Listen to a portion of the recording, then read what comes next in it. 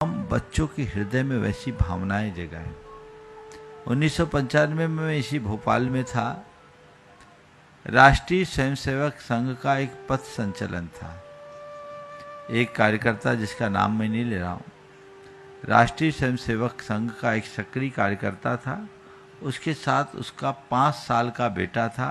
वो भी half pant, सफ़ेद शर्ट और टोपी, काली टोपी पहनकर हाथ में इतनी सी रूल लेकर आया था।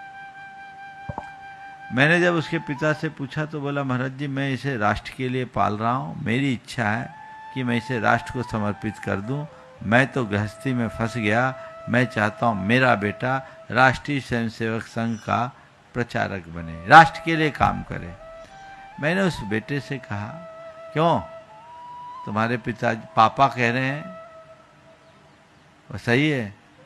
छोड़ते ही बेटे ने कहा, महाराज श्री क्षमा कीजिए, हमारे पापा नहीं हैं, ये हमारे पिताजी हैं। 5 साल के बच्चे, मैं चौक मंदिर में था, ये हमारे पापा नहीं पिताजी हैं।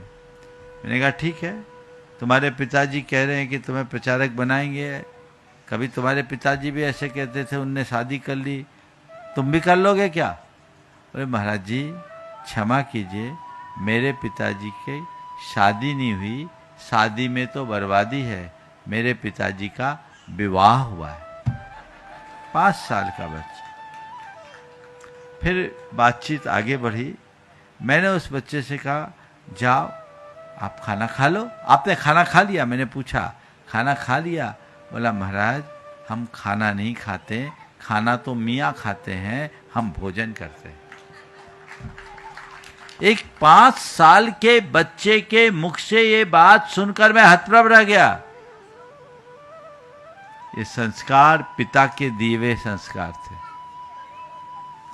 ऐसे संस्कार यदि बच्चों में घोंट घोंट के भर दे तो बच्चे आपसे विमुख कभी नहीं जाएंगे। इसलिए मैं पुनः दोहराता हूं, बच्चों को धर्म सिखाने की जगह बच्चों में धर्म जगाने का उपक्रम कीजिए। जब धर्म जगेगा, जीवन बदलेगा।